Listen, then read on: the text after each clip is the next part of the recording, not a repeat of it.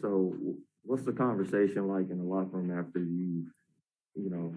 that was a lot of missed threes by the Celtics tonight. I mean, so what was the discussion like looking at just how many y'all forced? I mean, we didn't really talk about it.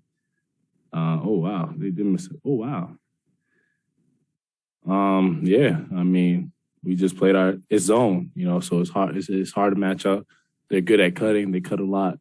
They got a lot of wide open looks that they could have made, but, they were missing, and that's what made us stay in the zone. I'm sure if they would have made some, we would have got out of it, but, yeah, they were missing, so helped us out. How did y'all come to the conclusion when you're planning for this game that that's something that y'all wanted to do? Because obviously you played this team 3 weeks ago. You saw a lot of what they do, even if the personnel was different.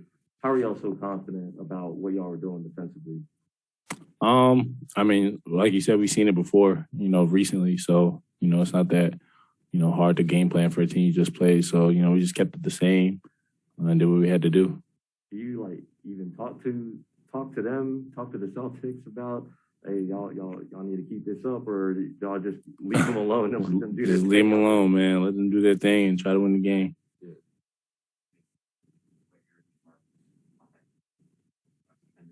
Yeah, I mean, they showed, their vet savviness. They showed how, why they're here. They showed, why they're long-time players in this league.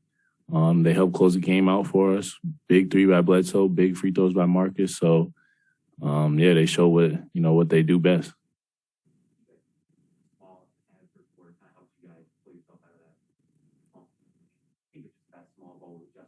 Mm-hmm. Getting more downhill, as Ty said.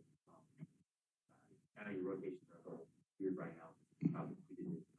Why did that one work in that 4-minute stretch? Just because, a bunch of guys out there that play multiple positions, a bunch of guys out there that play great defense, and that's what we were doing. Yeah. It's amazing. I'm not going to lie. It's a dream come true. I used to come here and sit all the way at the top in the halo and, wish that I could be on that floor one day, and I am. And to start in front of, almost 50 people here, for me to come see me play is amazing. Yeah. Not in all one section, just around the whole, yeah. You mentioned Sunday night, Nuggets closed y'all out. Nikola did his thing, and you specifically said you didn't want it to be close because they had their closer, you didn't have yours. I mean, obviously, you referenced Marcus and Eric, but what was the conversation with the team after y'all lost a game like that? Just keep it together. I mean, we just stuck with it. We know what we're capable of, even without our stars. We still feel like we can win games, and we felt like we should have won that one. And even tonight, I was like, I don't want a close game because they got JB. He's a great player, so if it's close, he can. But we kept it. We kept our distance from that.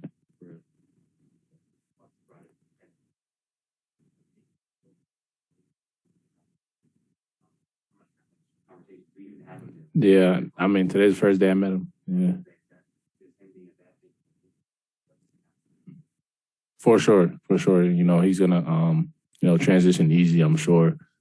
He's already asking questions, and, you can tell he wants to be here. I actually just asked him about that. I was like, that's crazy. You were out there, he went up right and switched to the left. Like, that was nice. And then, yeah, it's weird. It's weird for him, too, I'm sure.